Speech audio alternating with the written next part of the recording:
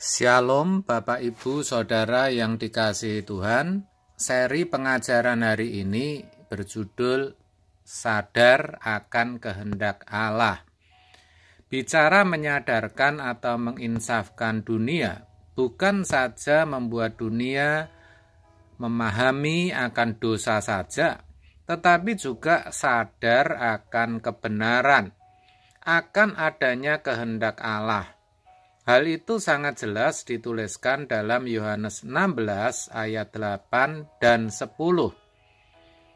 Demikian, dan kalau Ia datang, Ia akan menginsafkan dunia akan dosa, kebenaran, dan penghakiman. Akan kebenaran, karena aku pergi kepada Bapa, dan kamu tidak melihat aku lagi. Saudara, akan kebenaran dalam terjemahan Jawa ditulis kersane Allah, yang berarti kehendak Allah. Sedangkan dalam terjemahan sederhana Indonesia ditulis caranya orang-orang menjadi benar dalam pemandangan Allah. Itu semua dimungkinkan ketika Roh Kudus itu datang, menolong dan menyadarkan atau menginsafkan. Dengan kata lain, tanpa Roh Kudus, orang tidak mungkin mengerti kersane atau kehendak Allah. Kehendak Allah yang dinyatakan melalui putranya, di mana dialah, yaitu Kristus sendiri. Itulah kebenaran. Orang percaya bisa menjadi orang-orang benar dalam pemandangan Allah atau dalam versinya Allah, kalau mereka mau menerima Kristus, sang kebenaran itu. Yesus sendiri berkata, "Akulah jalan dan kebenaran dan hidup. Tak seorang pun datang kepada Bapa kalau tidak melalui aku." Yohanes 14 ayat 6. Sebetulnya sudah jelas sekali.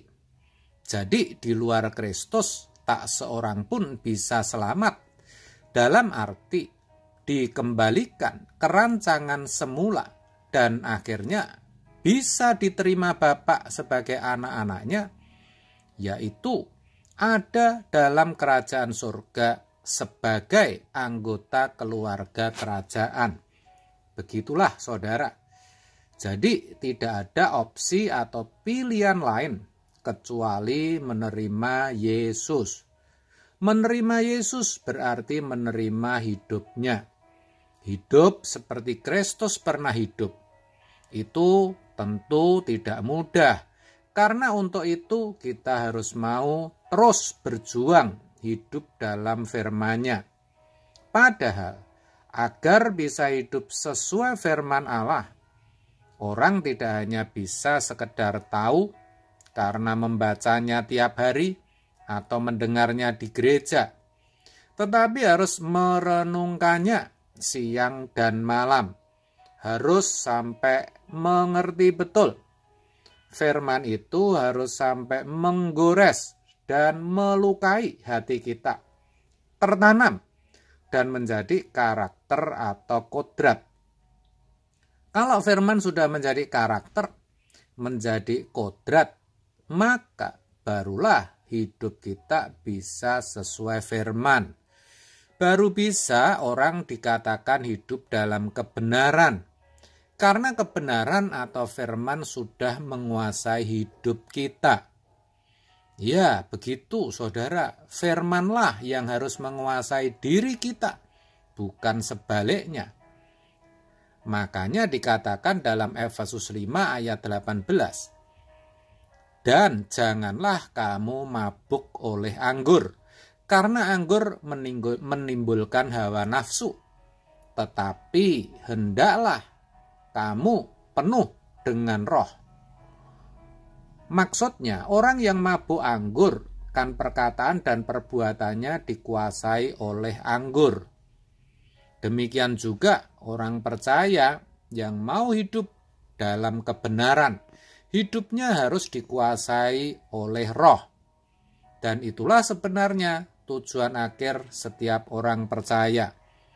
yaitu hidup dipimpin oleh Roh Kudus. Hanya saja untuk bisa terjadi, maksud saya, hanya saja hal itu bisa terjadi kalau kita mengerti firman. Gampangnya begitu. Sedangkan untuk mengerti firman, Roh Kuduslah yang akan menolong dengan memberikan hikmat dan pengertian.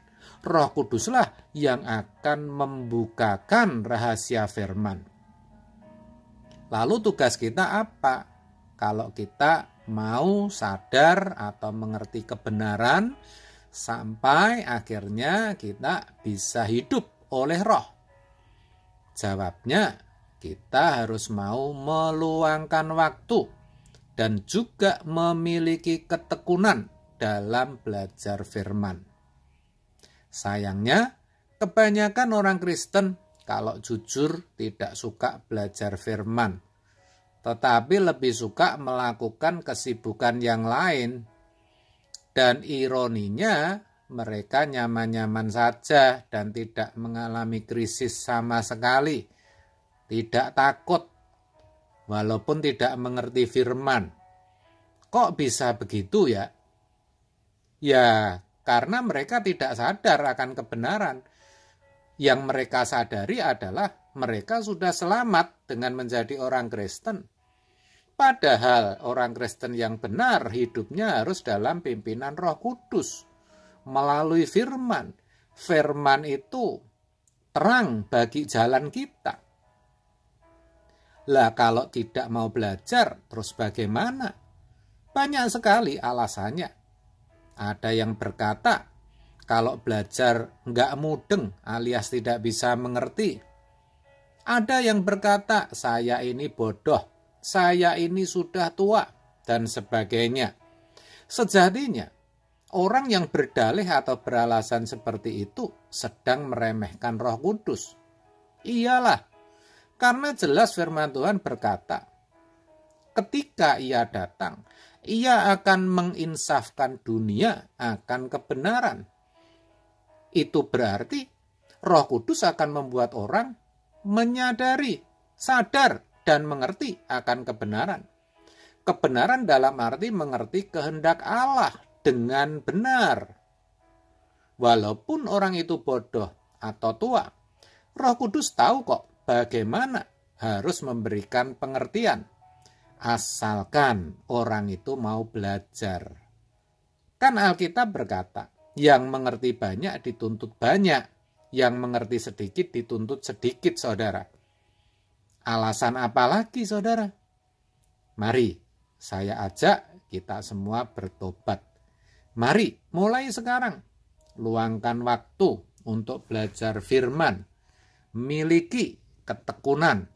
Percayalah, Roh Kudus menolong saudara. Amin. Tuhan Yesus memberkati.